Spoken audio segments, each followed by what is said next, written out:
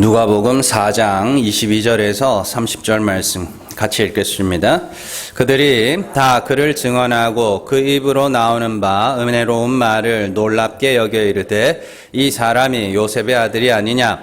예수께서 그들에게 이르시되 너희가 반드시 의사야 너 자신을 고치라 하는 속담을 인용하여 내게 말하기를 우리가 들은 바 가버나움에서 행한 일을 내 고향 여기서도 행하라 하리라. 또 이르시되 내가 진실로 너희에게 이르노니 선지자가 고향에서는 환영을 받는 자가 없느니라. 내가 참으로 너희에게 이르노니 엘리야 시대에 하늘이 3년 6개월간 닫히어 온 땅에 큰 흉년이 들었을 때에 이스라엘에 많은 과부가 있었으되 엘리야가 그중 한 사람에게도 보내심을 받지 않고 오직 시돈 땅에 있는 사렙다 한 과부에게 뿐이었으며 또 선지자 엘리사 때에 이스라엘에 많은 나병 환자가 있었으되 그 중에 한 사람도 깨끗함을 얻지 못하고 오직 수리아 사람 나만 뿐이었느니라. 회당에 있는 자들이 이것을 듣고 다 크게 화가 나서 일어나 동네 밖으로 쫓아내어 그 동네가 건설된 산 낭떠러지까지 끌고 가서 밀쳐 떨어뜨리고자 하되 예수께서 그들 가운데로 지나서 가시니라. 아멘. 요한복음 30번째 시간입니다. 너만 알아라입니다. 우리가 지난 시간까지 자유에 대해서 살펴봤습니다. 자유는 법 아래서 풀려나서 은혜 아래로 넘어가는 것이죠. 단순하게 우리가 법에서 풀려나는 것만 생각하시면 안 됩니다. 은혜 아래로 넘어가는 것까지 생각해야 됩니다. 그리고 자유를 얻기 위해서는 먼저 진리를 알아야 되죠. 그리스도께서 나타내신 참 하나님이 진리입니다. 참 하나님이 어떤 분이에요? 죽은 자를 살리시는 분이죠. 그래서 우리가 죄를 자백하고 법에 대하여 죽는 것이 그게 어떻게 돼요? 법에서 벗어나는 것이고 그리고 내 죄로 하나님의 긍휼을 구하게 되면 그것이 은혜 아래에서 자유한 자가 된다. 그렇게 말씀을 드렸습니다. 그래서 우리는 자유를 그렇게 얻어야 하며 그리고 뭐 어떻게 해야 돼요? 끝까지 지켜야 됩니다. 다시는 종의 멍에를 매려고 율법 아래로 넘어가서는 안 된다. 그런 이야기를 하죠. 그러니까 늘 우리는 뭘 기억해야 되는 거예요. 나는 하나님이 불쌍히 여겨주셔야 되는 자입니다. 라는 그걸 죽을 때까지 지키는 겁니다. 그 마음을 지키는 겁니다. 그게 자유를 지키는 것이죠. 자, 그렇게 예수님께서 나는 너희에게 자유를 주기 위해서 왔다고 말씀하시자 사람들의 반응이 이 사람이 요셉의 아들이 아니냐? 이렇게 묻습니다. 이에 예수님께서 여러 가지 말씀들을 하시는데 오늘은 그 말씀의 의미에 대해서 하나하나 살펴보도록 하겠습니다. 예수님께서 23절에서 의사야 너 자신을 고치라 하는 속담을 인용하시면서 가버나움에서 행하는 일을 내 고향 여기서도 행하라 할 것이다. 이렇게 이야기를 해요. 그죠? 23절 예수께서 그들에게 이르시되 너희가 반드시 의사야 너 자신을 고치라 하는 속담을 인용하여 내게 말하기를 우리가 들은 바 가버나움에서 행한 일을 내 고향 여기서도 행하라 하리라. 이렇게 되어 있습니다. 근데 예수님이 가버나움에서 뭐 하셨어요? 요 앞에? 아무것도 안 하셨죠. 근데 예수님께서 이런 말씀들을 하신다고. 자, 이 가버나움이라는 동네가 복음서에서 꽤나 자주 등장하는데 구약에서는 전혀 등장하지 않는 지역입니다. 그런데 이 지역이 복음서에서 꽤나 중요한 의미를 가져요. 이걸 이해를 하려면은 어떻게 해야 되냐면 지금 예수님께서 이스라엘 땅에서 활동을 하고 계시잖아요. 근데 그게 뭐냐면 세상의 압축판이라고 생각을 하시면 됩니다. 우리가 지도 있잖아요. 그래서 우리 대한민국 지도가 있어요. 그게 한 요만큼 A4 용지 정도로 압축을 해놨잖아요. 그죠? 그리고 보면서 여기는 경상도고 여긴 전라도고 강원도고 막 이렇게 이야기를 하잖아요. 그런다고 거기가 강원도예요, 진짜로? 아니잖아요. 그냥 종이 위에 한 장소인데 우리가 그렇게 부르는 것처럼 지금 이 이스라엘 땅이라는 것을 통해서 전 세상, 온 세상에서 일어날 일들을 예수님께서 압축하여 보여주고 계신 것이라고 생각을 하시면 됩니다. 그래서 복음서에서는요, 이 가버나움을 이방의 땅을 상징하는 곳이다라고 부릅니다. 자, 마태복음 4장 13절에서 16절. 잘 읽어보세요. 자, 같이 읽겠습니다. 나사렛을 떠나 스불론과 납달리 지경 해변에 있는 가버나움에 가서 사시니 이는 선지자 이사야를 통하여 하신 말씀을 이루려 하심이라. 일러스되 스불론 땅과 납달리 땅과 요단강 저편 해변길과 이방의 갈릴리여 흑암에 앉은 백성이 큰 빛을 보았고 사망의 땅과 그늘에 앉은 자들에게 빛이 빛이었도다 하였느니라. 아멘. 자, 이방의 땅 가버나움.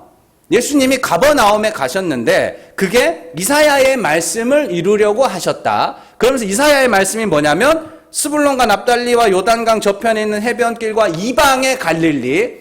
예. 그리고 그 땅을 뭐라고 불러요? 흑암의 땅, 사망의 땅, 그늘의 땅 이렇게 부르죠.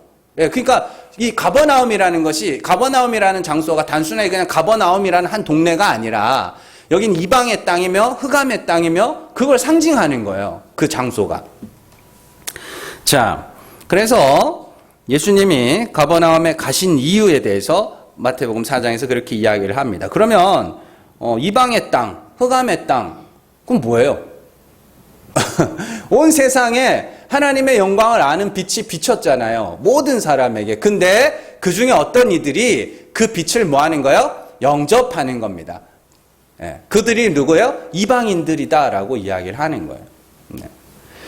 자, 이건 좀 이따가 계속해서 살펴보겠습니다. 그러나 가버나움, 실제 가버나움은 뭐예요? 실제 가버나움은 이스라엘의 한 땅이죠. 그래서 그 땅에 대해서 예수님이 저주도 선포하십니다. 그래서 누가복음 10장 13절에서 15절 같이 읽습니다. 화 있을진저 고라시나 화 있을진저 벳세다야 너희에게 행한 모든 권능을 두로와 시돈에 행하였더라면 그들이 벌써 베옷을 입고 제에 앉아 회개하였으리라. 심판때에 두로와 시돈이 너희보다 견디기 쉬우리라. 가버나움아 내가 하늘에까지 높아지겠느냐 음부에까지 낮아지리라. 아멘. 여기서는 가버나움이 뭐예요? 음부에까지 하늘로 높이 올라가려고 하는 자들이 하나님이 낮추실, 음부에까지 낮추실 저주받은 성읍으로 또 설명을 하죠. 왜요? 이스라엘의 한 성읍이니까. 상징적으로 보면 진리의 빛이 비치는 이방의 땅이면 흑암의 땅이지만 실제로는 이스라엘의 한 지역이기 때문에 거기는 심판도 같이 선언이 되는 것입니다. 자, 처음에는 조금 어려운데 뒤에 가면은 좀 쉬워지니까 너무 걱정하지 말고 들으세요. 자, 그래서 상징적 의미의 가버나움은 이방의 땅을 상징하는 곳이며 실제 가버나움은 유대인들이 살던 동네이기 때문에 빛이 비쳤다고도 하고 거기에 저주가 임할 거다, 심판이 임할 것이다 라고도 그렇게 이야기를 합니다. 자, 그렇다면 오늘 말씀에서 예수님이 가버나움에서 행한 일을 내 고향 여기서도 행하라 하게 될 것이다 라고 하신 말씀은 자, 빛이 하나님의 영광을 아는 빛이 모든 사람에게 비칠 것을 이야기를 하는 겁니다. 모든 사람에게 하나님의 영광을 아는 모든 사람에게 복음이 증거될 것을 이야기를 하는 거예요. 자, 그러나 그 중에 어떤 이들이 영접해요? 예, 택하신 자들이 영접을 하게 되고 택하신 밖에 있는 자들은 뭐예요? 거절하게 되는 것이죠. 자, 두 번째로 살펴볼 말씀은 고향에 대한 이야기입니다.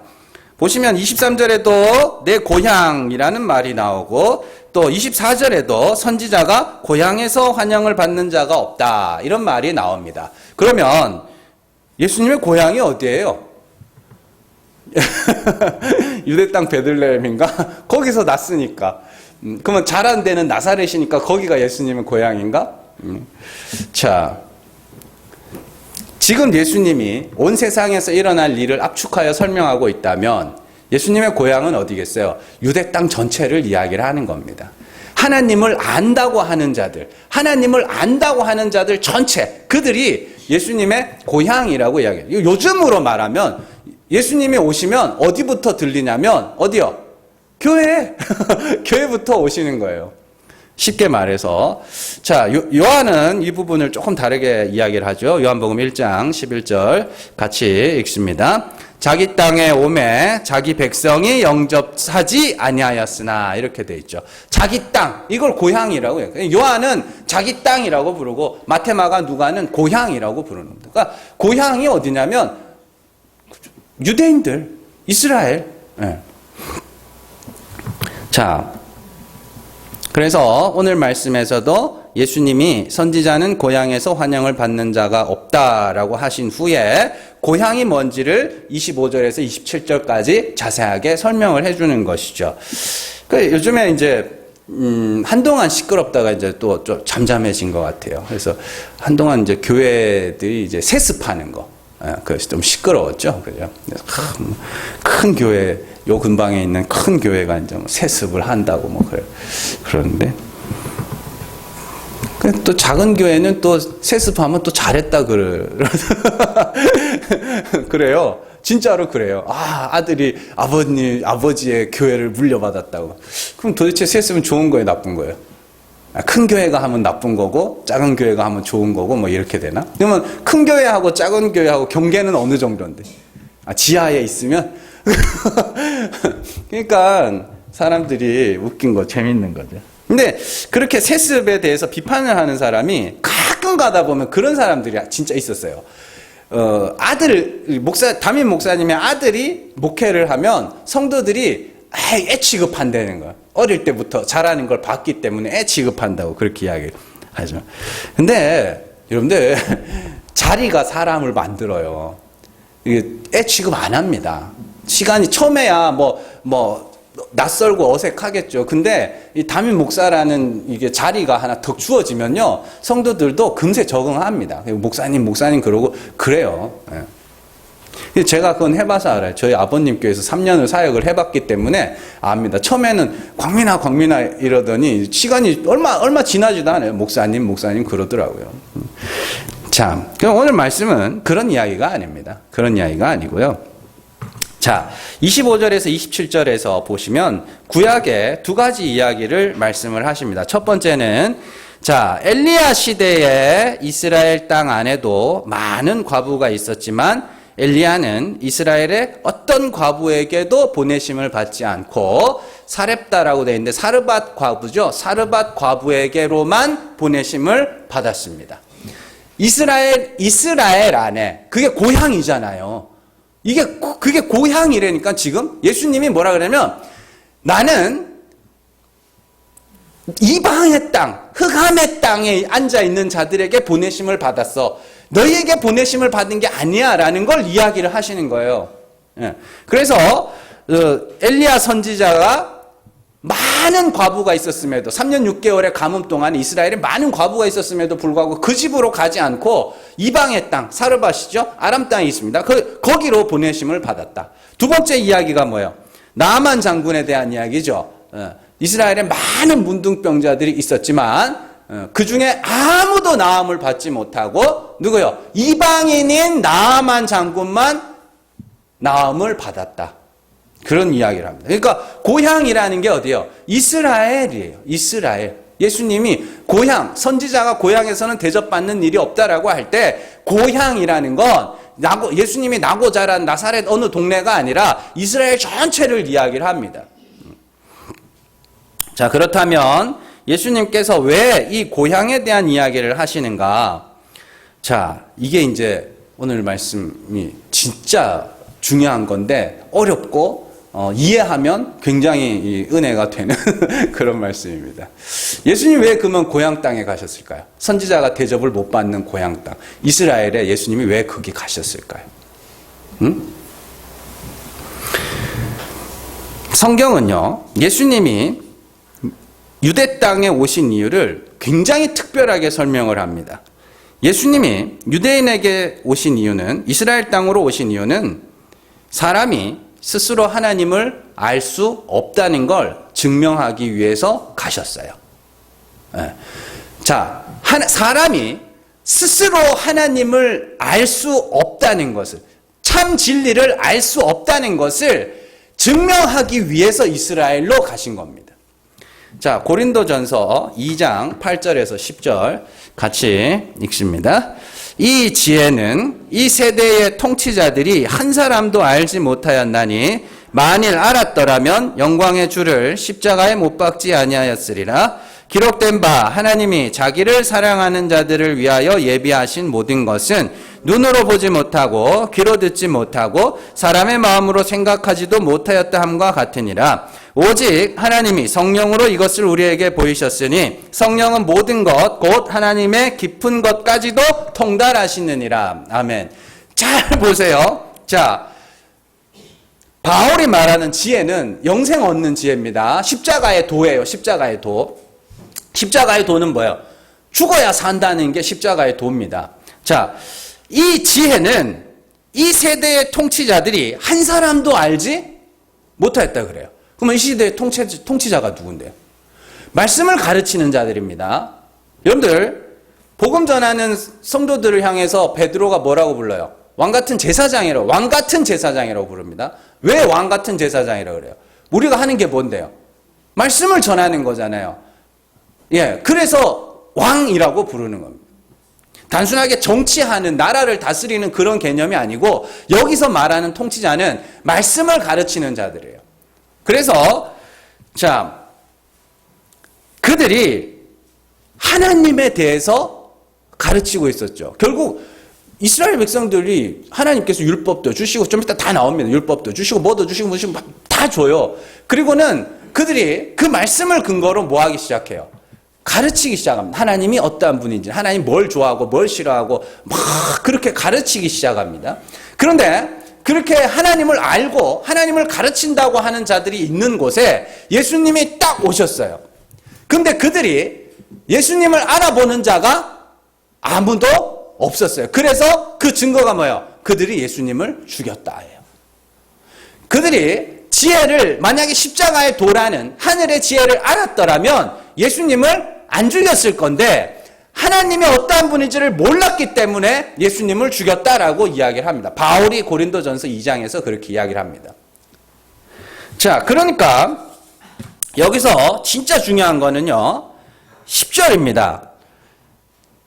그들은, 이 세대의 통치자들, 말씀을 가르치고 하나님을 안다고 하는 자들은 하나님을 몰랐기 때문에 다 죽였어요. 근데 우리는 어떻게 알게 됐어요? 우리는 어떻게 알게 됐어요? 10절에 나오잖아요. 10절. 오직 하나님이 성령으로 이것을 우리에게 어떻게 해요? 보이셨다. 뭐를요? 지혜를. 영생에 이르는 지혜. 아무도 알지 못하는데 하나님이 성령으로 우리에게 이것을 보여주셨다. 그런 겁니다. 무슨 말인지 아시겠죠? 그러니까 예수님이 이 땅에 오셔서 하신 일이 뭐냐면 너네가 하나님을 안다고? 그럼 내가 참 하나님이 어떠한 분인지를 말해볼게. 그래서 예수님이 참 하나님이 어떠한 분인지를 표적과 말씀으로 나타내셨어요. 그게 빛이 비친 거죠. 그런데 하나님을 안다고 하는 자들이 그 하나님을 어떻게 해요? 그 하나님을 나타내는 예수 그리스도를 죽여버려요. 왜요? 왜 죽였어요? 내가 말하고 내가 가르치는 하나님과 다르니까. 참 선지자가 나타나서 그가 참 하나님을 말합니다. 그런데 그 이전에 선지자라고 하던 자들이 가르치던 하나님과 다른 거예요. 그러니까 이들이 어떻게 하냐면 저 하나님이 참 하나님이구나 라고 하는 게 아니라 도리어 그를 뭐 하는 거예요? 죽여버리는 거예요. 그로 말미암아서 어떻게 되느냐? 예수님이 두 가지를 증명하셨는데, 하나는 하나님이 직접 깨닫게 하시기 전에는 하나님을 알 수 있는 자가 없다는 것과, 또 하나는 그들이 말하는 하나님이 참 하나님이 아니었음을 증명을 하신 거죠. 자, 그런데 문제가 하나 생겨요. 여기서. 자, 택하신 자만 알게 됩니다. 뭔 말인지 아시겠죠? 택하신 자만 알게 돼요. 그래서 택하신 자가 진리를 말하는데 택하신 밖에 있는 자들이 그걸 아무리 들어도 못 들으면 다행인데 마음에 안 들어. 그러니까 어떻게 해요? 예수님을 죽인 자들이 그 택하신 자들도 뭐 하겠어요? 죽이려고 들겠죠. 네, 그래서 핍박을 당하는 겁니다. 박해를 당하는 겁니다. 자, 19세기, 1800년대니까 19세기죠. 1800년대 헝가리에서 활동했던 그 제멜바이스라는 의사가 하나 있습니다. 의사. 그래서 이 사람이 산부인과 의사였나 봐요. 그래서 이 사람이 근무하던 병원에 분만실이 2개가 있었어요. 그런데 유독 한 분만실에서 산모들이 자꾸 죽는 거예요. 애를 낳고 나서.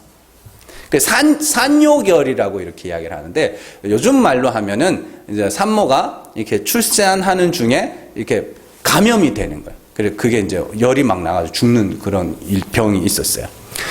근데 그때 당시에는 이제 감염이라는 개념 자체가 없었습니다. 그래서 이 사람이 왜 유독 한 군데서만 자꾸 죽을까? 그래서 굉장히 이제 연구를 하기 시작했어요. 그러다가 이 사람이 시체 물질이 있다고 발표를 합니다. 시체 물질. 요즘으로 말하면 세균입니다. 그때 당시에만 해도 1800년대만 해도 세균이라는 개념 자체가 없었어요. 그래서 시체 물질이라는 게 있다. 이게. 그리고 가만히 봤더니 자꾸 죽어나가는, 산모가 죽어나가는 병실에서 그 아이를 받는 의사들이 손을 안 씻고 가는 거예요.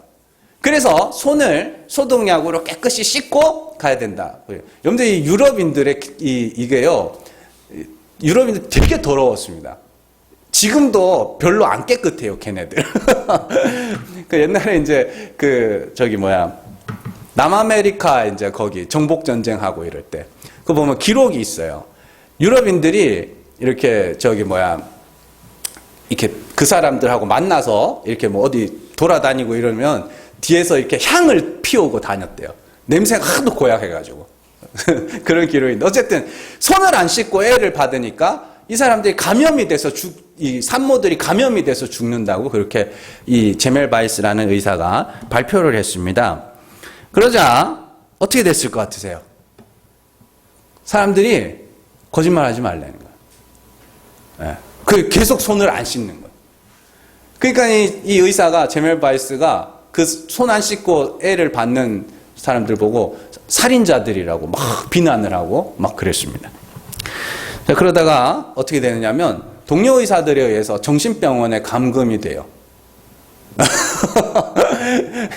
여러분들, 예수님을 보고 하나님을 가르친다고 하는 자들이 예수님을 보고 바알세불에 집혔다, 귀신 들렸다고 말한 거를 여러분들이 잘 기억을 하셔야 됩니다. 그래서 이 사람이 나중에는 정신병원에 갇혀 스트레스를 받아서 자기 눈을 찔렀다, 뭐 그런 이야기도 있어요. 너무 열받아가지고. 그런 이야기도 있는데, 그래서 이제 기존의 지식과 상식을 근거로 올바른 지식을 주장하는 사람들을 정신병 취급하는 거. 그냥 저 사람 그거 아닌 것 같은데, 이런 의문 정도가 아니라 그 사람을 정신병자 취급하는 거 있죠. 그런 것들 보고 제멜바이스 반사라고 이렇게 부르는 용어가 있습니다.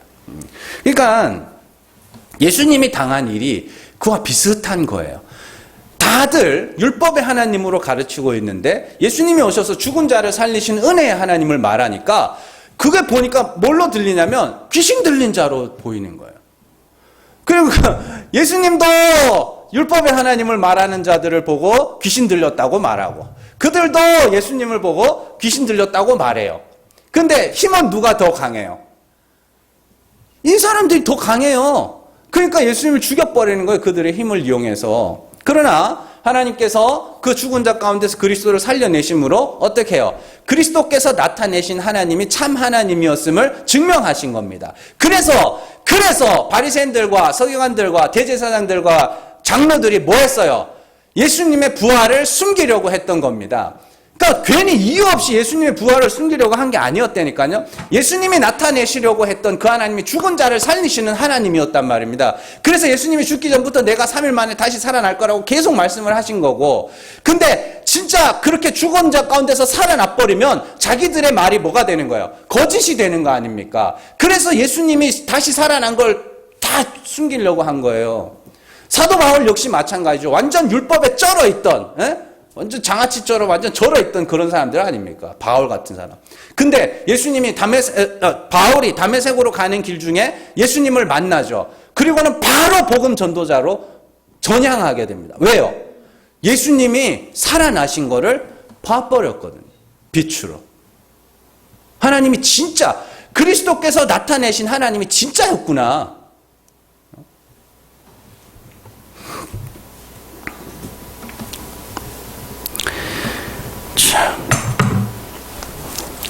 그리고 이제 성령이 우리에게 임하셔서 그리스도께서 나타내신 참 하나님을 알고 믿고 영접하게 하시고 또한 회개케 하시고, 그래서 하나님과 화목하여 하나님의 나라를 유업으로 물려받게 되는 겁니다. 동시에 우리 입으로 그 하나님을 전함으로 우리 역시 그리스도와 같은 취급을 세상에서 받게 될 것이라고 말씀을 하십니다. 그래서 우리가 참 하나님을 말하면, 참 진리를 말하면 반드시 어떻게 돼요?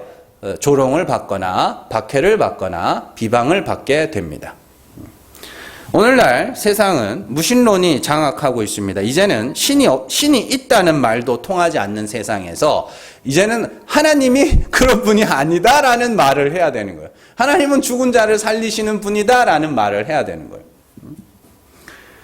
그럼 세상이 말도 안 되는 소리라고 듣게 됩니다. 그리고 제일 먼저 은혜를 말하고 진리를 말하면 제일 먼저 누가 공격을 하느냐? 안 믿는 사람이 공격하느냐? 아닙니다. 교회가 공격을 합니다. 그래도 성도가 이렇게 살아야지. 매 공격하는 게 그거죠. 그래도 성도가 이렇게 살아야지. 니나 잘하세요. 그래야지. 니는 그렇게 사냐고.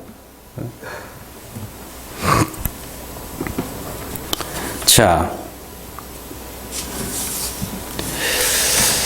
그래서 이거는요, 여러분들 비방받고 조롱받는 거는 반드시 그렇게 될 거라고 말씀하셨기 때문에 이상하게 생각하거나 기분 나빠하시면 안 됩니다. 그건 그렇게 될 거라 하셨기 때문에 여러분들이 진리를 말하면 반드시 그렇게 돼야 정상입니다.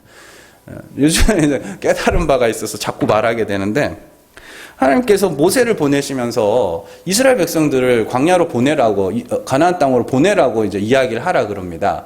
그러면서 뭐라 그래요? 그렇게 말해도 안 해줄 거라 그럽니다.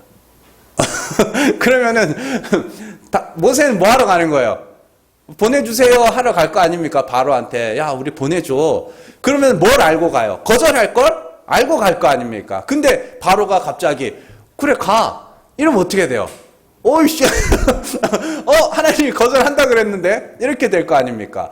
마찬가지예요. 우리가 진리를 말하고 복음을 전하면 비방을 받고 박해를 받고 조롱을 받고 손가락질 당할 거라고 성경 이야기를 합니다.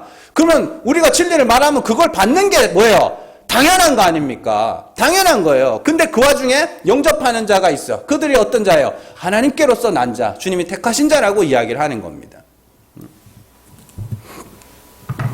자, 바울은 어떻게 이야기하는가 한번 볼게요. 자, 갈라디아서 4장 6절에서 9절 같이 읽습니다.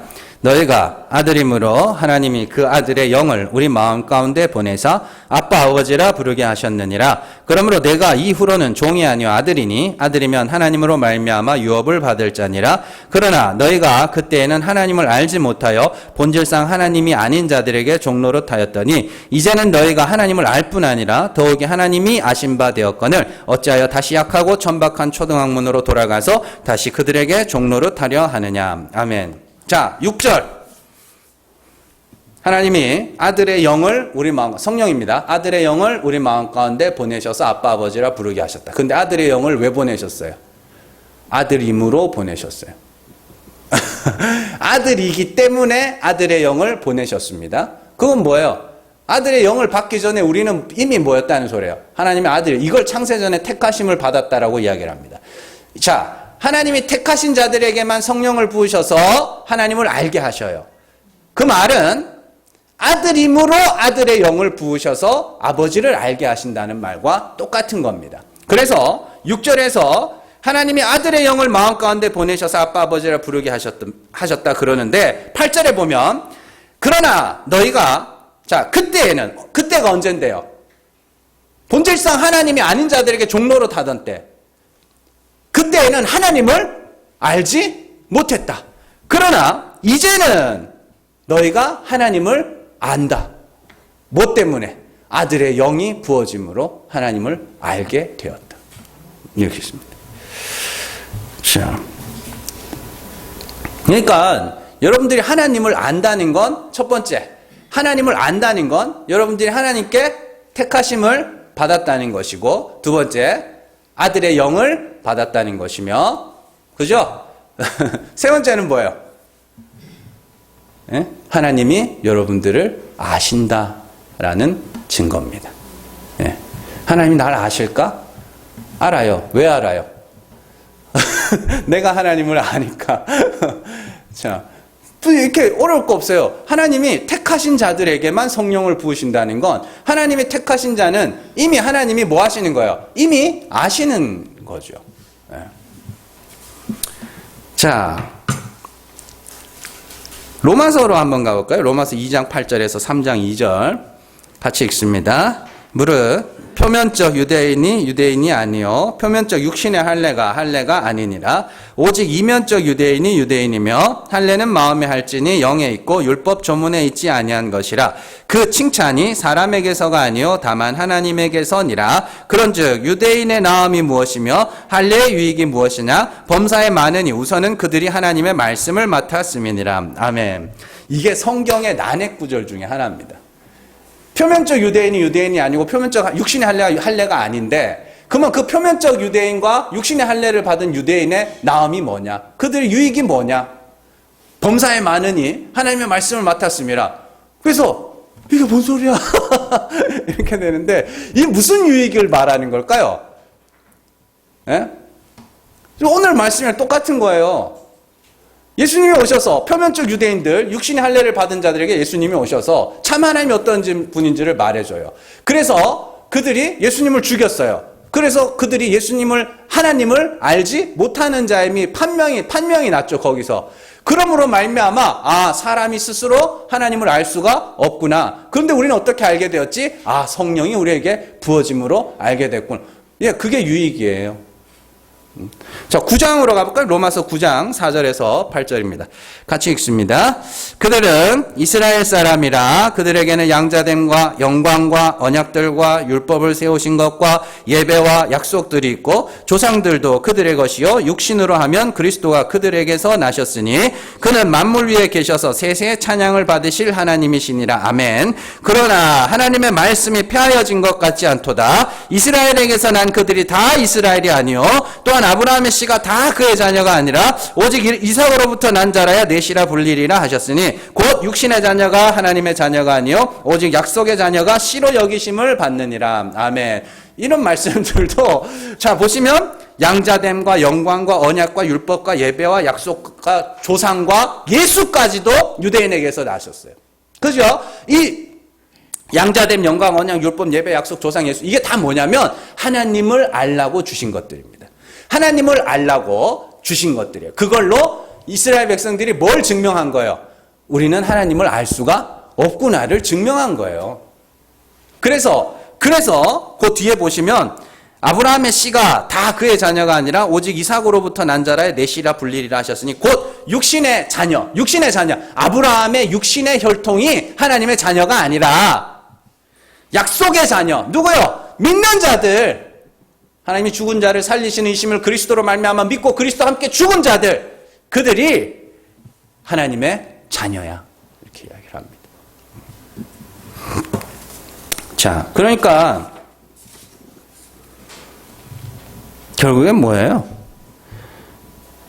우리가 참 하나님이 어떠한 분인지를 먼저는 알아듣고 또 믿고 또 그 하나님과 화목하고 또 그 하나님을 말할 수 있다.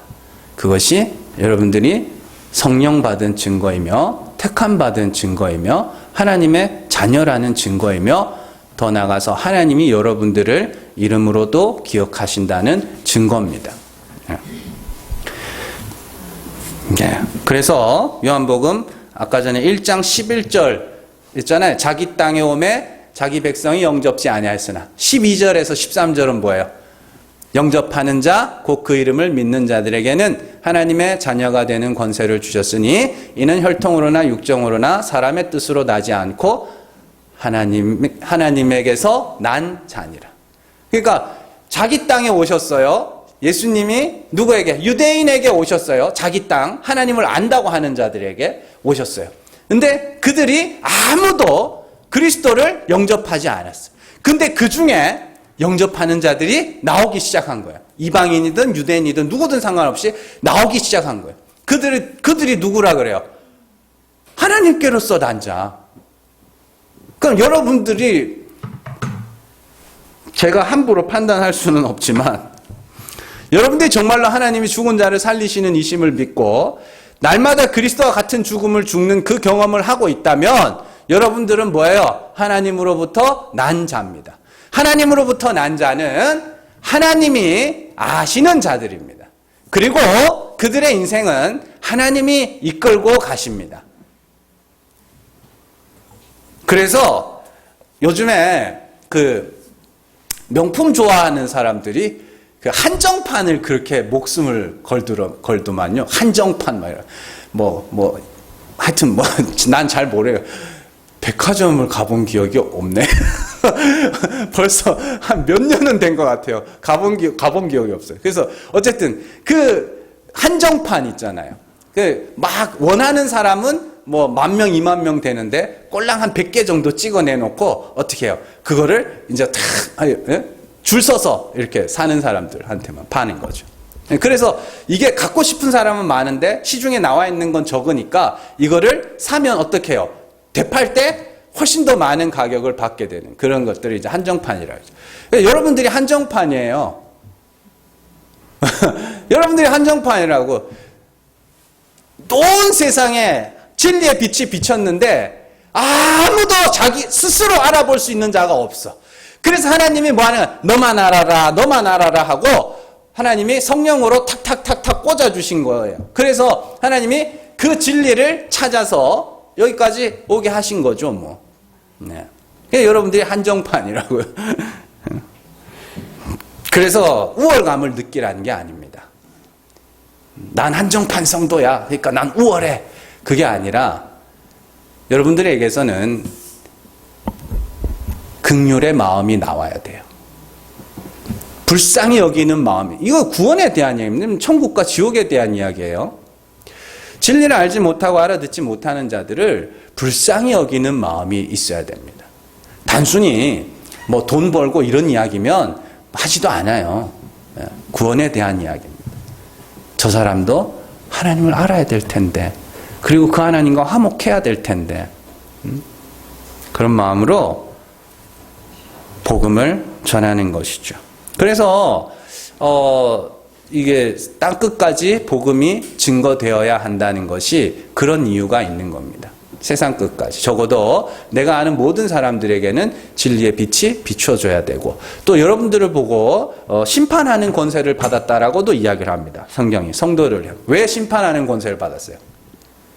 우리가 참 하나님을 말할 거 아닙니까? 참 하나님, 죽은 자를 살리시는 하나님을 말할 거 아닙니까? 근데 그 중에 어떤 이들이 하나님 그런 분 아니야 라든지 그 뭔 소리야 라든지 이렇게 거절을 할 거 아닙니까? 그 사람은 그러면 적어도 그 순간에는 뭐예요? 유죄. 그런데 우리가 참 하나님 말할 때 하나님이 그런 분이었구나. 그럼 난 그 하나님과 화목해져야 되겠네. 그렇게 되면 그 사람은 뭐예요? 무죄. 이렇게 되는 겁니다. 그래서 우리가 심판하는 권세를 받은 자라고도 이야기를 합니다. 그리고 중요한 것은요.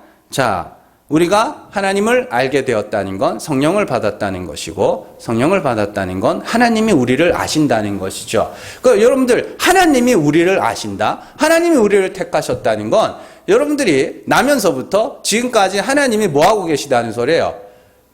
계속해서 간섭하고 계시다는 소리입니다. 여러분들과 제가 만난 것이 우연찮게 만난 것이 아니고, 또 여러분들이 제 말씀을 듣고 아멘 아멘 하면서 고개 끄덕끄덕 하고 있는 게 우연히 그렇게 된 게 아니고, 제가 논리적으로 여러분들을 잘 설명을 해서 그런 것도 아닙니다. 하나님이 일일이 간섭하셔서 여기까지 오게 하신 것이고, 또 하나님이 앞으로도 여러분들의 삶에 여러 가지 방법으로 간섭하셔서 하나님이 원하시는 자리로 끌고 가실 것이며, 하나님이 원하시는 고백을 하게 하실 것이고, 반드시 하나님이 천국에 합당한 자로 만들어 가실 겁니다. 그러니까 여러분들, 하나님이 함께 하신다는 걸 의심하지 마세요. 의심하지 마시라고. 어떻게 의심하냐? 하나님 왜 내 기도 안 들어주셔요?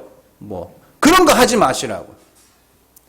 이해는 하는데 기도했는데 안 들어주면 내가 감히 내가 기도를 했는데 안 들어줘. 뭐 그런 생각 하지 마시고, 왜 하나님이 이렇게 끌고 가시지? 불평 속에, 원망 속에 살지 마세요. 하나님 또 뭘 가르치시려고 이렇게 끌고 가시나? 여러분들, 배움은 대학교 졸업하면서, 고등학교 졸업하면서 배우면 끝나는 게 아닙니다. 죽을 때까지 배우는 겁니다. 끝까지 배우고 나서 하나님 앞에 섰을 때 딱 정답을 말하는 거예요. 뭐 하나님 불쌍히 여겨주셔서 내가 여기까지 올 수 있었습니다. 그걸 고백하는 게 성도의 삶입니다. 여러분들 잘 기억하시고요. 정말로 하나님의 함께 하심을 의심하지 마시고, 여러분들이 하나님을 알게 됐다는 것 자체가 하나님이 여러분들을 아신다는 증거입니다. 왜 내게 이런 일이 일어났을까? 왜 내 기도는 들어주시 않을까? 그런 거 고민하지 마시고, 정말로 매 순간, 야, 진짜 나는 하나님이 불쌍히 여겨주셔야 되는 그런 죽은 자구나. 그걸 배워가시면서 정말로 주님과 동행하면서 살아가시는 저 여러분들 되시기를 주님의 이름으로 축원합니다. 이 시간에 우리 같이 기도하기를 원합니다. 시간에 기도하실 때 말씀을 잘 생각하시면서, 내가 하나님을 알게 된 것이 하나님이 나를 아신다는 증거이며 오래전부터 나를 택하셔서 나를 인도해 오고 계셨다는 증거이기도 합니다. 이 시간에 기도하실 때, 하나님, 내가 보이지 않아도 들리지 않아도 기쁨 중에도 슬픔 중에도 하나님이 함께 하심을 신뢰하게 하시고 매 순간 주의 은혜를 배우며 살아가는 그런 성도 될 수 있도록 위해서 우리 같이 기도하겠습니다.